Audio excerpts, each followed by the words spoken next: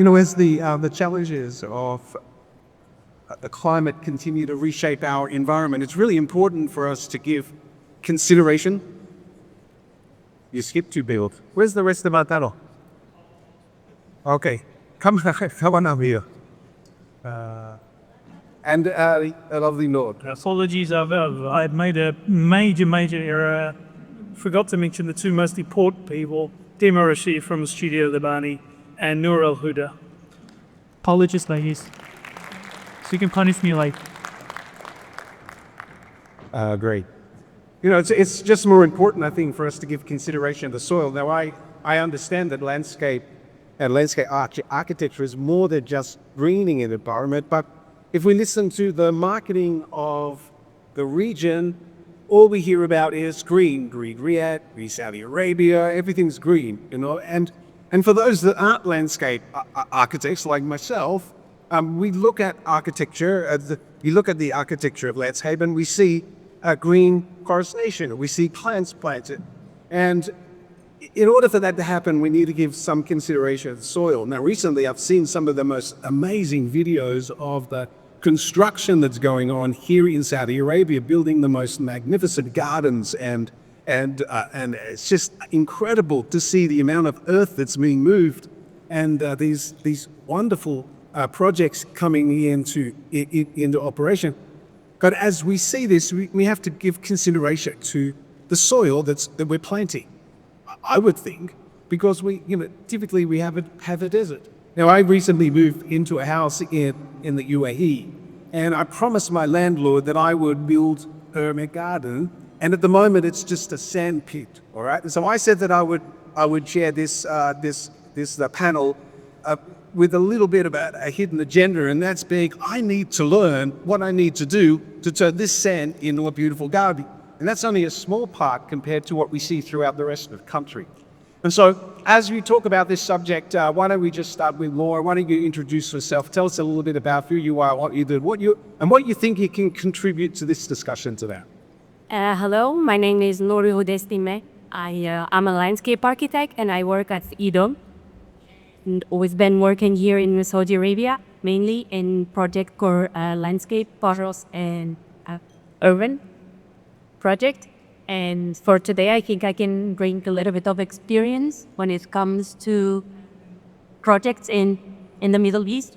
Not only that, but also projects that they are similar when it comes to desert, but in Africa. Because I come from Tunisia and we have the same issues of problems. And I think having a little bit of experience from Africa too can help. Thank you. Dima, you're already working on some projects in Saudi Arabia. I've seen some of your projects for Diriyah and many others. Tell us a little bit about yourself and your company. Thank you. My name is Dima Rachid. I am a co-founder and managing director at Studio Libani. We're based out of Dubai. And that's right, Philip. We have work in Diriyah and Riyadh, in Dubai, Abu Dhabi, just anywhere we have interesting projects and interesting clients. Design research is at the core of our work. We're very much interested in balancing ecology and beauty. I'm glad to be here. Thanks for organizing this incredible day. Thank you. Gentlemen, next. Yeah, hi, all. My name is Namir Muhtur. I'm the co-founder and director of METS. Basically, I'm an irrigation specialist. And in METS, we are specialized in irrigation technologies and whole advanced technologies, the sustainable system for landscape and agricultural irrigation. We've been working in the area for the last 30 years. We work a lot of projects, and I think we can share some good experience in terms of irrigation and water management during this panel. I will thank also everybody for organizing this event. Okay, now Mohammed, you're the Landscape Executive Director at King Salman Park, and that was your project that I saw being constructed. It's magnificent. Tell us a little bit about your role there. Thank you. Good morning, guys. This is Mohammed Al Jayyousi, working for King Salman Park Foundation. I've been in the region, Gulf region, for more than 25 years. 20 years in Dubai, 5 years here in Riyadh in particular. And I'll be talking about how to enhance our soil, which is the important for plant growth, reducing the climate change effect and the greenhouse temperature as well, and the carbon effect. And Graf? Yes, hi. Thank you very much for being here and for organizing the event. My name is Ralf Stahl. I'm the managing partner and founder of Zeoplant LLC. Zeoplant, the moisture retaining natural soil additive. When we started the business 22 years ago, it was a very tough battle because by that time hardly anybody wanted to save any water because there was either excess water or there was the water free of charge. Thanks God for us and for our business, this thinking changed rapidly. And we're very happy that we established ourselves in the meantime as the market leader and as the core product for irrigation water saving. And we're talking about soil health. Our product is a soil additive. And of course, it's not only the mineral soil additive which you need a lot of other aspects as well. And coming to your initial question, Phil, what you should do in your private garden, you should select the right additives to enhance your soil, to make it a sustainable soil as well. So that means you should use products which stay there, which are natural, which are, and I think Duncan gave a very good introduction into the subject, using as many local products as well. We talk about mainly compost, but there are other aspects as well. So you have to be aware what you're going to plant, what you're going to put in your soil, and are you ready to spend some extra dirhams or riyals to achieve what you really want. And I think this is a very important subject as well for all the projects happening here in Saudi as well. It's a really interesting point. I'd like to go over to Dima, Chris. As a landscape architect, when you're designing a garden, do you give consideration to rejuvenation of the soil or the health of the soil? Is this something that you're specifying as an architect? The short answer is yes, but I'd like to take just a step back and what we're dealing with in this part of the world. So we've worked in West Africa, we've worked in the Mediterranean, and we're working in the arid climates. And it's very important to understand the specificity of the context here. So whether it's the quality of the sands and the soils and how they perform, but also there's a lot of, the desert is a very delicate landscape. It's a very fragile one. And so just going back to your point on greening in the beginning, I think that I would like to first define what we mean by greening before we just, jump ahead into the details of how we get it done. Because I think that as an approach, greening is more of a system rather than, I wouldn't personally simplify it to a number of trees that we're planting. Definitely trees are a very important part of the system, and we saw excellent examples in the previous presentation. But I wouldn't just focus on simplifying it to a number of trees. And we see that happening across the world. So Los Angeles had a 1 million tree project, and New York had a 1 million tree project. We never saw 1 million trees. And then we have more 1 million trees coming into the regions, which is very ambitious and it's very exciting. It's not possible, but I would want to think of it more as a system that has so many other layers and so many other benefits. So earlier, Mr. Isa spoke about the social and environmental impact. And then we could take that beyond and think about our productive landscapes part of a greening strategy. So in my thinking, and you asked earlier what would be my interest, I think I like to think about the big picture as a mega project and then go down to think about the details, technologies, techniques, and what's up on the market that we can use to make it happen. So I think we need to, in certain areas, we might be missing the big picture in that sense, and simplifying things to trees and local plants, which is absolutely necessary, but it's not enough, because there is sophisticated, in landscapes in general, in the desert specifically, there's a very sophisticated relationship that's happening between your roots of the tree and what's around it, the nutrients, whether or not they exist in the soil, the patterns of growth of clams. And these are things that are really important to respect. We all see the renderings of the King Salman Park and the King Abdullah Park, beautiful beacon gardens, 160,000 hectares or something, just enormous gardens. The renderings show that we have hundreds of trees and it's all planted. And what you're saying, that's okay. I mean, that's part of the project. Beyond this, there may not be any change. So they have some ISO. What I'm saying is that this is an incredible form of green infrastructure that is going to be in this city. It's going to have a very good impact in one way, and somewhat some people can argue not so great in terms of like the relationships with groundwater, for example. But what I'm saying is that you have to think of it as a system in the sense that to achieve that planting, you have a whole, we come back to the soil, have a whole process to work on the soil, and therefore to get to that scale, you need to start to tap into things like how are we managing our organic waste in the city, and could that then become feeding into the park? And then now we're starting to think about the park as an integrated system. So I always think of landscape architecture as sitting perfectly well between the urban and the constructed.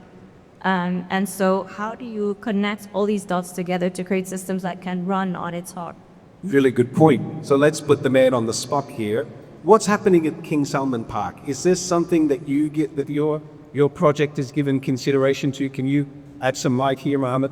Yeah, I would like to say that it's not only planting the trees or plants in general. It is all about our ecosystem itself, the biodiversity we have. So about our native plants that we have, which will in direct and indirect way to reduce the climate change effect, having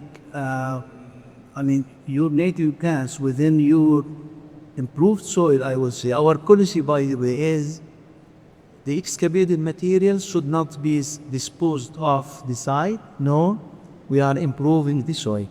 So by improving the soil, as my colleague Ralf said, we need to outsource an organic, good material that lasts long in your soil, provide and retain, retain the water, nutrients, foster the microbial activity within your soils, and at the same time blocking and retaining the carbon going out as carbon dioxide, so affecting your climate in general.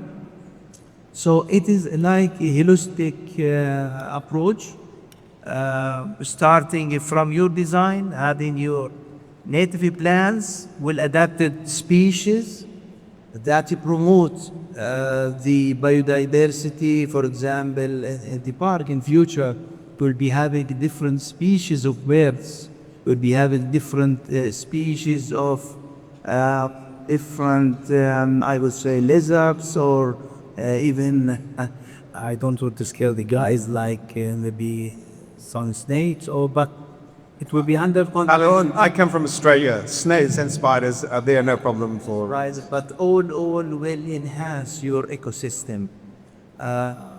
So, yeah, in general, regarding excavated materials, improved, so it will retain no extra cost. Other thing, as my colleague in here said about the green waste management, this is very important part. We will be decomposing that, making compost, making even some mulch to retain the water humidity, prevent weeds that compete with your plants, and give like from aesthetic point of view as well. So Yeah. in my little garden for the last 3 months, I've given my two boys, the assignment every weekend. They dig the hole and they bury all of our organic waste in this big sand pit. Is this the right thing to do? I mean, this is my logic. Is this the same as what you're doing? Generally speaking, and Do I do the right thing? in short, yes, you need to get those green waste decomposed in your soil. Of course, there are some conditions to get the outcome. However, when you increase your microbial activity, you will fasten the way of decomposing is adding fertilizer to your soil. So King Salman Far's on the right track and so am I? That's my question? You are doing very well. Okay.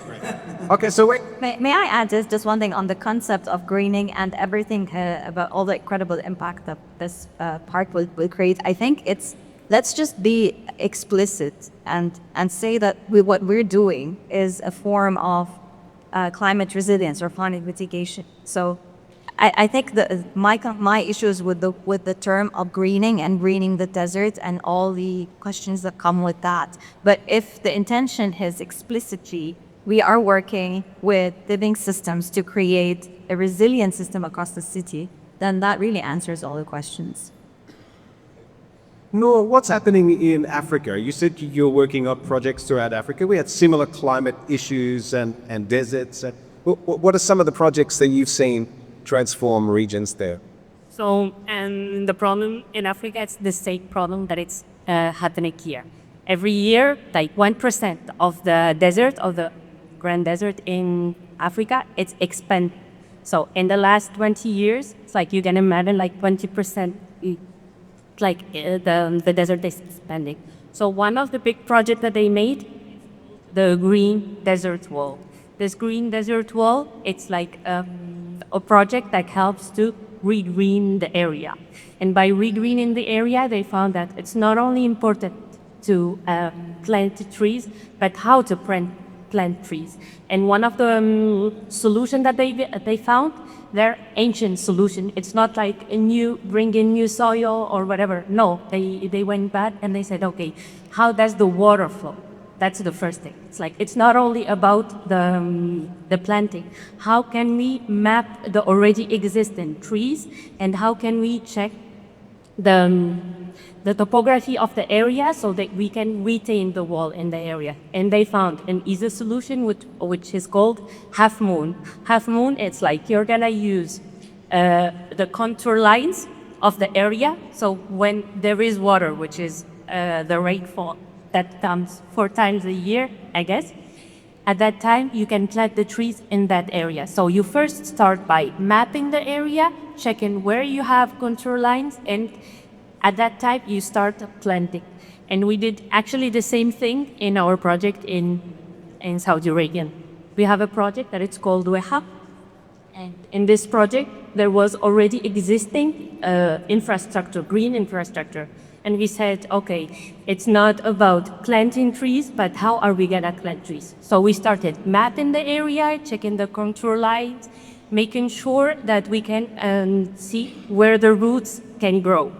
And we try to regreen the existing infrastructure. And by regreening that, the design helps the regreenery. It's not only about putting green as I think said earlier. And these have been successful projects. You've proven the success of this. I'm be the one of Africa right now. It's really successful. They've been the project. It's still going on, but for the moment, like 18% of the project is made, and it's not only impacted the sustainability, it impacted economy, because people there right now, they planted fruit trees, they planted agronomy, which help the people to have their sufficient needs of food, and also it changed the area, the sustainability, economic and social program.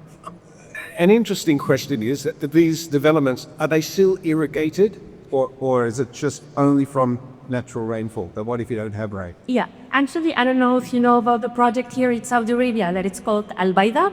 And when we were like working on this project, we found that one of the projects in Saudi Arabia, they started this.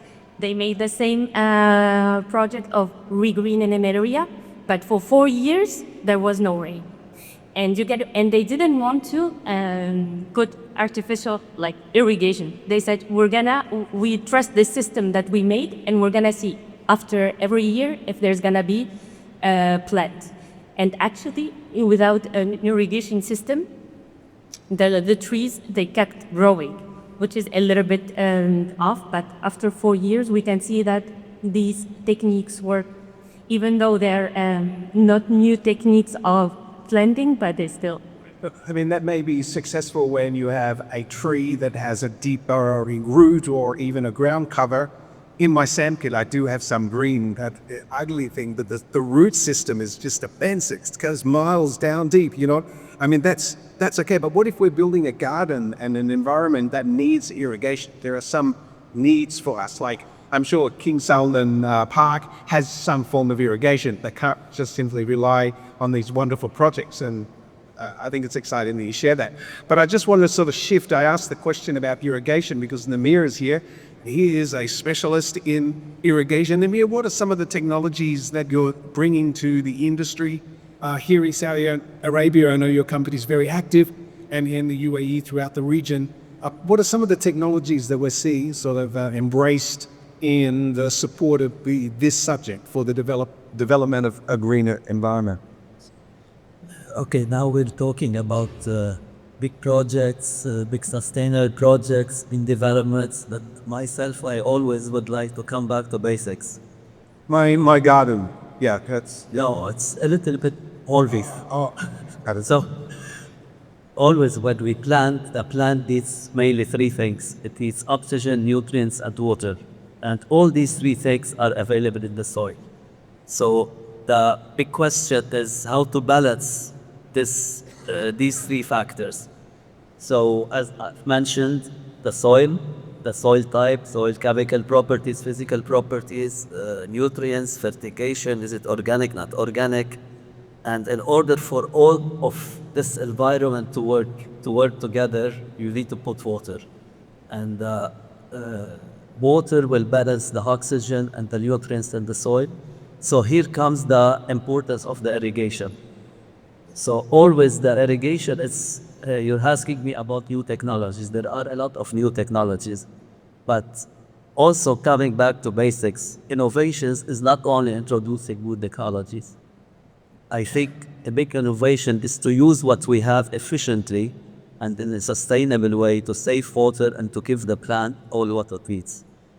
Now, of course, there are a lot of new technologies in irrigation. Mainly, we always go with the low flow because we have the sandy soil. Even if we add a lot of soil additives, still we have the high infiltration rate in the soil, so we need to maintain the water more. That's why we use low flow irrigation. And of course, we use a lot of controlled irrigation based on the pressure, the slopes, everything to be consistent, high efficient systems. And in order to do that and to manage the system, you need an advanced control system. And here comes the new technology and new development in communication and in automation. So all of these technologies are there to serve the basic of having the right environment for the plant to grow. So basically, this is what we focus on. To focus on using the right product, the right technology, depending on the project. That's why we always work hand in hand with the landscape architects in order to specify and to use the correct system. There is no one solution. Every project has a different solution. It depends on the location of the project, the type of the project, and many other factors. And we go with the best suitable technology for this project. Of course, we always use advanced technology when it comes to drip, to control, to other things, but it's not only the technology. You use the technology that you have to manage and maintain the system. And here we have in our area a big issue that we use the latest technology, but we don't manage it well, we don't control it well, and we don't maintain it well. That's why such big projects will start very fancy systems, and while running during the years, we'll start having the big issues of the meter. And I guess as we develop all of these beautiful gardens, focusing on Saudi Arabia because that's where we are today. I know this is a Middle East conference, but we are here in Saudi.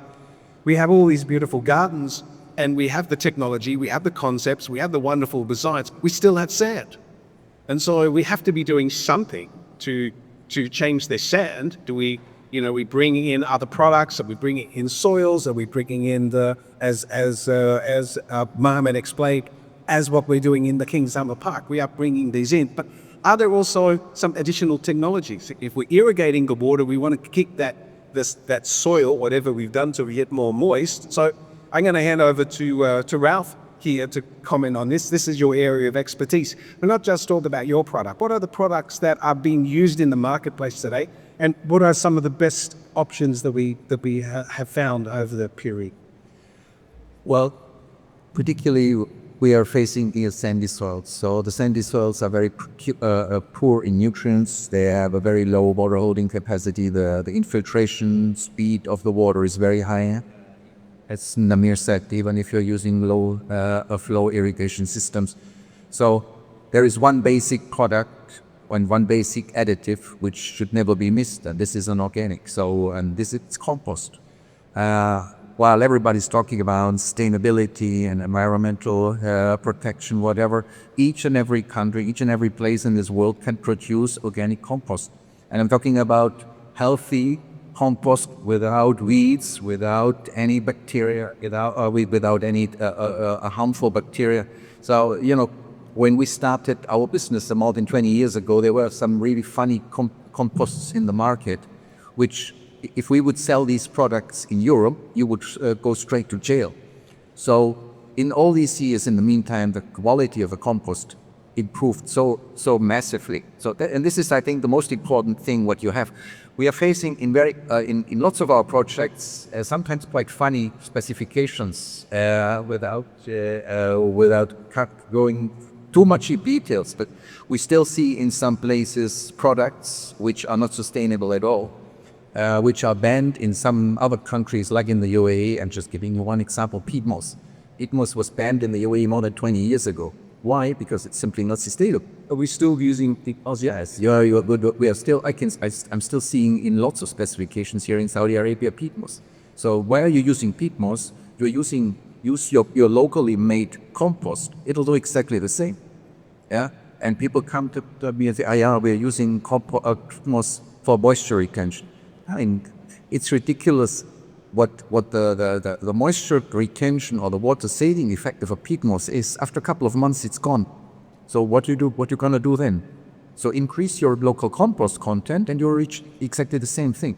So organics is the most important thing, and we've done so many projects, even so many trials in harsh climates, where you could always see when you can add our product, which is helping the growth, which is helping you to reduce the irrigation water. But if you don't have an organic component in your soil, you could not even have half of the quality of the soil of the plant production. So, and that's why I always say, but I'm not selling it, we're not selling any organic compost, but it's the most basic thing. And then all the other components, whether you are talking about perlites, whether you're talking about biochar, whether you're talking about wood chips, whatsoever, everything helps at the end of the day to improve the quality of your soil. But one thing is really, I think, particularly for the developer, it's really very important. You, as a developer, you should define what are your goals, what you want to achieve. You want to have a healthy growth, you want to have healthy plants. What's about my water? Or what about my water bill? What about my water budget? What I'm having? Do I get enough water today as irrigation design? And that one important thing I can only repeat and emphasize what Namir was just saying in one of his last sentences. Maintenance and operation, you can get the most sophisticated system, but if you don't have the proper contractor, the proper operator, within 1 or 2 years, they will be able to make everything fail, even if you invest in the most modern systems. Well, thanks, Ralf. I'm very impressed that he said all of that, saying CO once, which is just amazing. You are responsible, and we thank you very much for your support of the Landscape Middle East Awards. I'd like to just go over, we have a couple of minutes. Questions here from the audience? Any questions? Yes, up the back. Steve, can you grab a mic? We have another mic? We'll take this one. Super.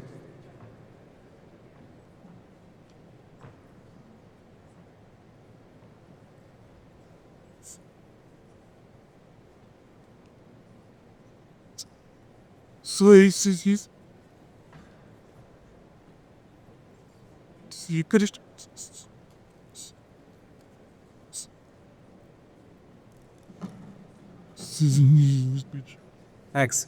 My question is to Namir about subsurface irrigation solutions and challenges. Would you shed some light on that? Because currently we have above surface systems and shallow rooting of the trees. So as we go along to protect water from the surface evaporation, we are entering into the subsurface systems. So what's new on the subsurface systems and solutions? Okay, thanks for the question. Of course, subsurface irrigation systems are efficient systems because you minimize the evaporation and you apply the water directly to the root zone. That is, I can say, it will help in saving water and in managing the application time of the water. But out of the experience that we have, it's when you have big projects, the subsurface irrigation system requires a lot of water management and a lot of not maintenance to manage the system correctly. And this is unfortunately what we lack and we have many problems with in major projects, especially when it's after the construction, as Ralph was mentioning, 2 to 3 years down the line.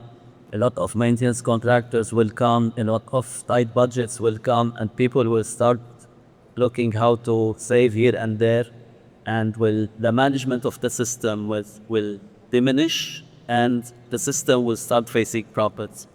Of course, in order to avoid that, you can get, let's say, 90% of the same efficiency of a subsurface system using on surface, maybe covering with some mulch and other things. You minimize the operation and you use low flow irrigation in order to ensure that you're applying the water at the right time directly to the root zone. But the system is very efficient. It can help in saving water.